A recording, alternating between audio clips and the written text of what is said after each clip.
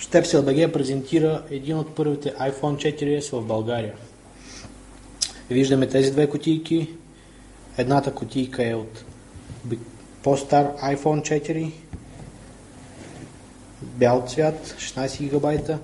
До него виждаме новият iPhone 4S, запечатан в кутия, черен, 16 ГБ. Външно по нищо не се различават, освен по цвят на кутията. Отстрани само виждаме новото лого на iPhone 4S и можем да ги сравним с iPhone 4, с който сме свикнали. iPhone 4S има една лепинка на iCloud, една нова услуга на Apple, която я промотират много силно в последно време. Така, ще разпечатаме и двата телефона. Нека започнем с iPhone 4 и да започнем сравнението на двата модела.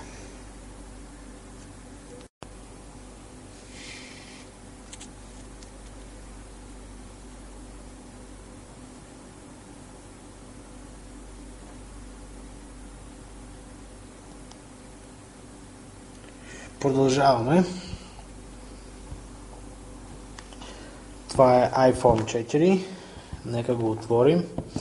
Няма да видим кой знае какво особено.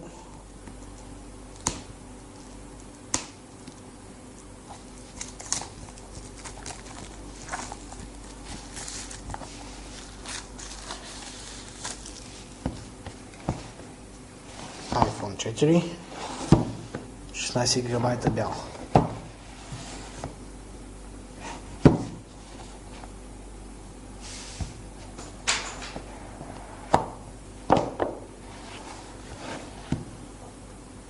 Това е телефон, който сме виждали много пъти и сме във възторг всичките. И фенове на Apple и iPhone специално. Кутията съдържа стандартен набор.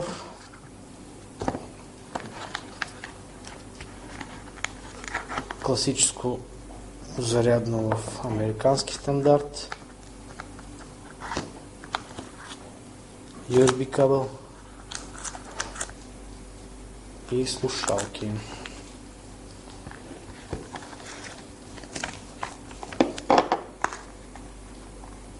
Друго нямаме. Да напомня, че това е един стандартен full pack пакет на една кутия iPhone 4, която има. Ще пуснем телефончето да се стартира, за да може да поработим после с него. И така, iPhone 4S, един от първите iPhone 4S в България. Като цяло, как да различим кутията му в сравнение с стандартният изглед на iPhone 4 кутията. Кутията е бяла с черен модел на iPhone 4S.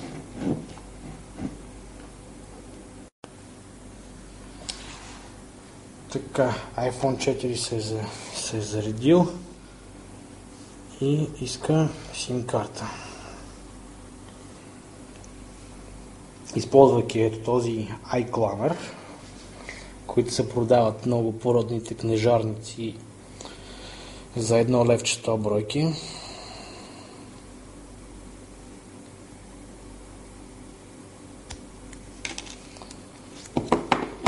Да сложим една микро SIM карта, с която работи iPhone 4 и да се опитаме да го активираме.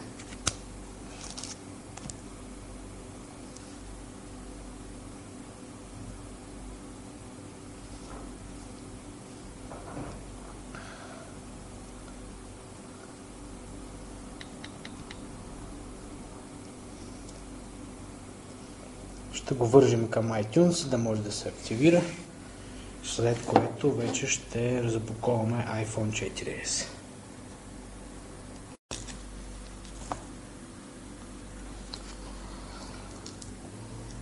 Успешно активирахме iPhone 4 към MTEL.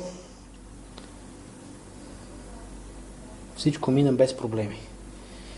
И нека преминем към iPhone 4S.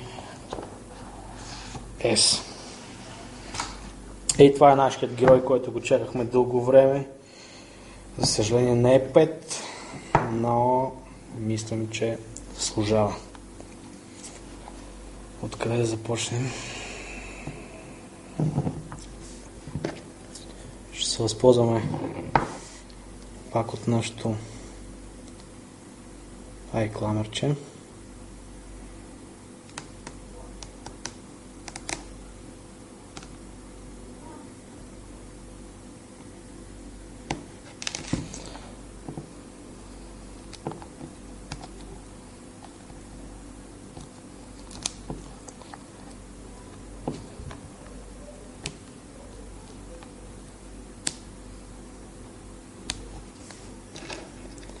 За да го разпечатаме.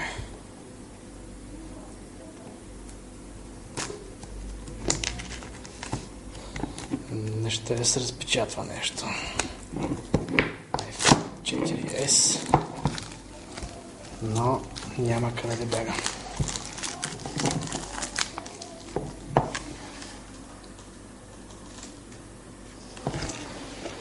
И така, ето го новият iPhone 4S, който вече е на линия и е наличен в България.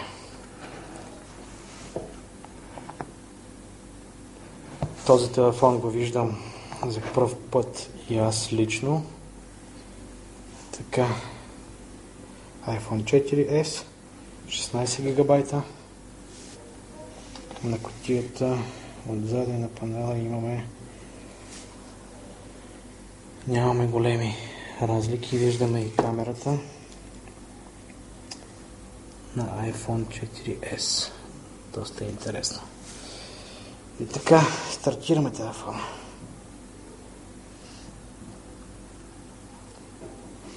Нека се стартира да видим какво имаме в комплекта. В комплекта имаме, както винаги, зарядно, USB кабел, hands-free слушалки. Като цяло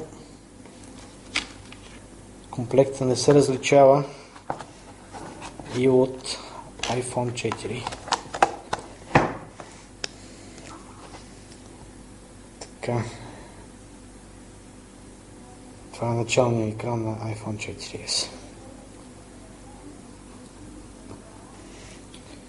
Доста интересно. Каква информация имаме? Отваряме го. Иска сим карта. Окей. Това е екрана на добре дошъл на iPhone. Предполагам, че това е добре дошли на различни езици. Тук имаме нещо на китайски явно или японски. Добре, да го сложим сим карта.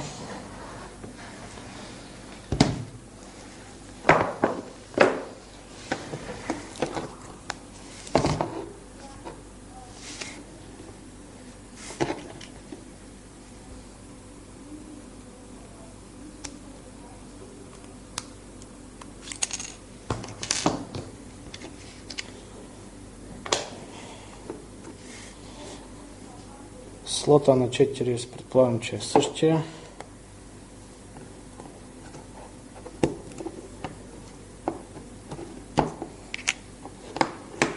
Да му сложим една българска карта на червения ни оператор.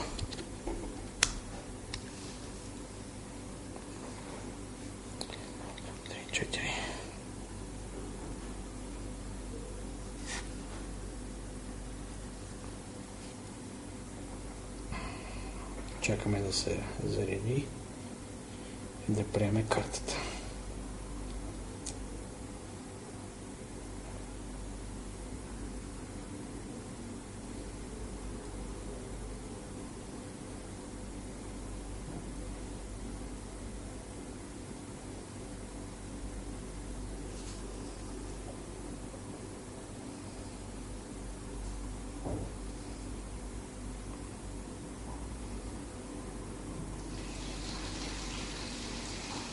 Явно ще трябва да се изчака малко повече.